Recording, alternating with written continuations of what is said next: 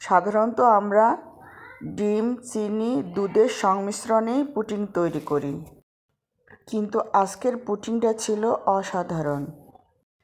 মাত্র 2টি উপকরণ মিশিয়েছি, তাতেই স্বাদ হয়েছে দ্বিগুণ। পুডিংটা তৈরি করার জন্য 1/2 কাপ চিনি আমি প্রথমেই ক্যারামেল করে নিলাম। খেয়াল রাখতে হবে ক্যারামেলটা যেন না পুড়ে যায়, একটু পুড়ে গেলেই তিতা লাগবে কিন্তু। 4টা ডিম ভেঙে নিলাম।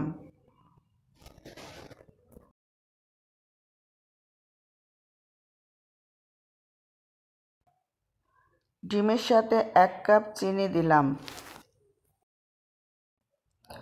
এবার ভালো করে চিনি আর ডিমটা ব্লেন্ড করব। একটু স্বাদের জন্য একটু লবণও দিলাম। আমি দুধটা আগেই জাল দিয়ে ঠান্ডা করে রেখেছিলাম, সেটা ঢেলে দিলাম। আবারও দুধ, চিনি, ডিম ভালোভাবে মেশাতে থাকলাম। এই মিশ্রণটা ব্লেন্ডার মেশিনেও করা যায়। এবার ক্যারামেলের বাটিটা এনে মিশ্রণটা সেকে ঢেলে দিতে থাকলাম। মিশ্রণের মধ্যে কোনো রকম দানাদার কিছু না থাকার জন্যই সেকে দেওয়াই উত্তম, আর পুডিংটা হয় খুবই মসৃণ।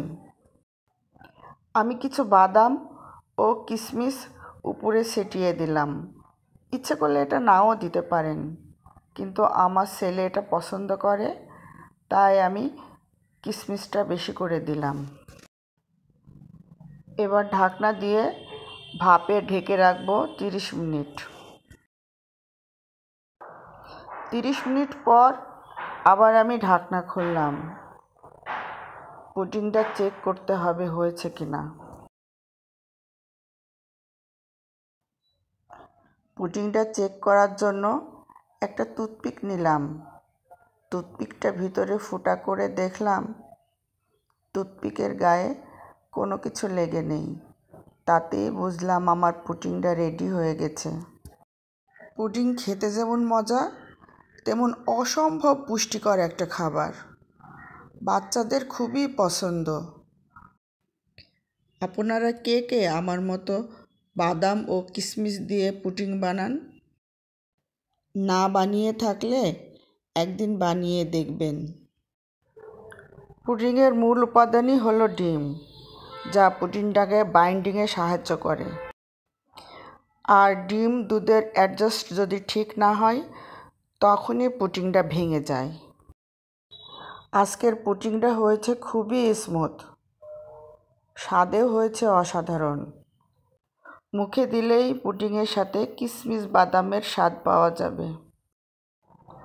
পুডিংটা কাটার পর আমার ছেলে খেয়ে বলছে, ওয়াও আম্মু, অসাধারণ হয়েছে আজ।